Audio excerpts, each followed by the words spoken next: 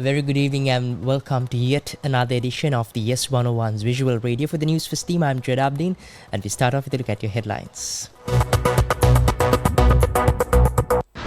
News First headline. And in headlines, permission granted to detain and interrogate notorious criminal Manna Ramesh. Election Commission requests to refrain from appointing political representatives to community advisory committees. In international news, RSAF F-16 jet crashes at Tenga Air Base, pilot receiving medical attention. And finally in sports, Brown leads Celtics to emphatic win over Cavaliers. And now bringing you your news in detail. In local news, permission has been granted to detain and interrogate notorious criminal Ramesh Priyajanaka, alias Manna Ramesh. Police spokesperson Attorney D.I.G. Nihal Thaltuas says Manna Ramesh will be interrogated for 3 days. The Criminal Investigation Department arrested Manna Ramesh in Dubai and extradited him to Sri Lanka last morning. He is currently in the custody of the Western Province South Crimes Division. 32-year-old Manna Ramesh is a resident of Napawala in Yalagama, Visawella.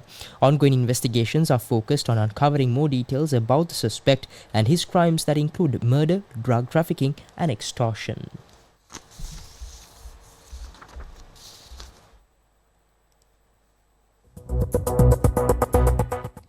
And moving on to more local news, the Election Commission has made a request to refrain from appointing political representatives when establishing community advisory committees. The request was made to President's Secretary in writing.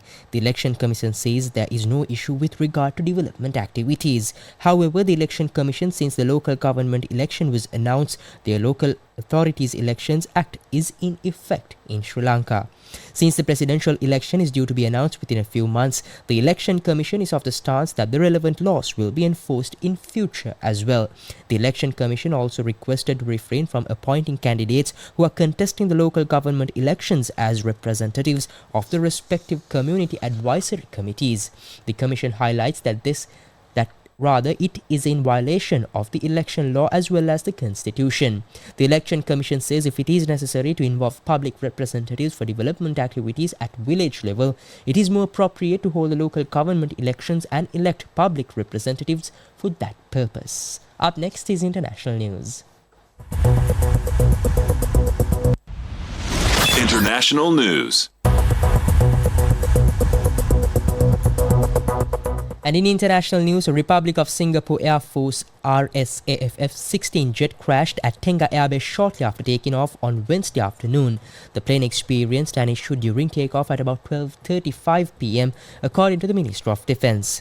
The Ministry of Defence of Singapore said investigations are ongoing, adding that it will provide updates on the incident as soon as they become available. Singapore has operated the F-16 for about 30 years. Singapore's F-16 fleet was recently upgraded to improve their capabilities and keep them operationally ready until the mid-2030s. Up next is your update on sports.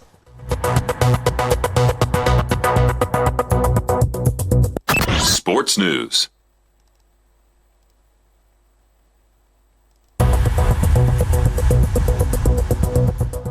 And finally in sports, Jaylen Brown led Eastern Conference top seeds the Boston Celtics to an emphatic win over the Cleveland Cavaliers in Game 1 of their NBA playoffs semi-final.